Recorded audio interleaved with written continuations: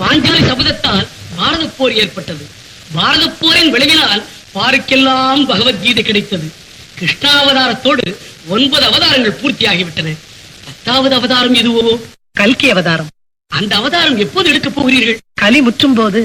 கலி முற்றிவிட்டது என்று எப்படி தெரிந்து கொள்வது?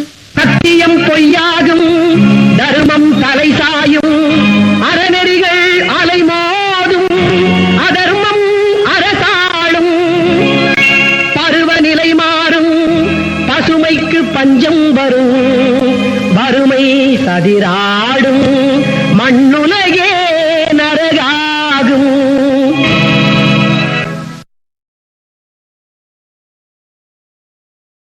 அது முட்டிய கலியின் அடையாளம், அதன் முடிவே கல்கி அவதாரம். அது முட்டிய கலியின் அடையாளம், அதன் முடிவே கல்கி அவதாரம், அதன் முடிவே கல்கி அவதாரம். எங்கும் கலப்படம், எதிலும் கலப்படம் என்னும் நிலைமை வரும். அது பிஞ்சு குழந்தைகள் உண்ணும் உணவிலும் பெரிதும் கலந்துவிடும்.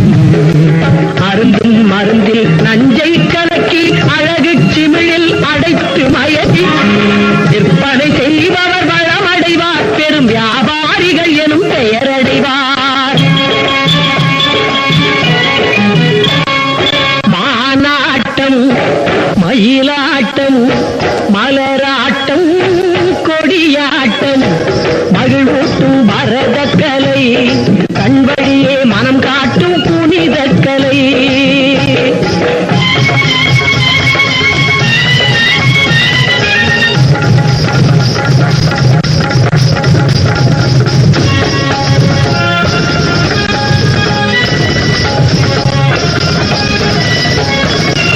இப்படி மானாட்டம், மயிலாட்டம், மலராட்டம், கொடியாட்டம், மகிழ்வூட்டும் பரத கலை, கண் வழியே மனங்காட்டும் புனித கலை. மாறி நாயாட்டம், பேயாட்டம், நரியாட்டம், கரியாட்டம், வெளியூட்டும் அங்கங்களை தெளிவாக வெளிக்காட்டும் புதிய கலை. அது முத்திய கலியின் அடையாளம், அதன் முடிவே கல்கி அவதாரம், அதன் முடிவே கல்கி அவதாரம். புல்லரும் பொய்யரும் கள்வரும் கயவரும் புயவலி கொண்டாட, பெரும் செல்வ மிகுத்தவர் வல்லமையுற்றவர் ஜெயம் ஜெயம் என்றாட, மிக நல்லவர் ஏழைகள் ஞானிகள் மானிகள் உள்ளம் பதைத்தாட, கொடும் 4ஆம் யுகம் அது முடிவரும் நாள் வர தோள்களும் கூத்தாட, மனித தேய்களும் கூத்தாட, வெளியில் இரத்த கலியோடு பூதம் பாடும்,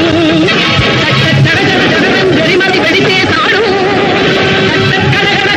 பூமி பிறந்தே ஆடும், புயலும் எடுங்கிடும் மழையும் பொடிங்கிடும் மலைகளும் கொண்டும் உலகை அழிக்கும் பிரளயம், மகாபிரளயம், மகாபிரளயம்.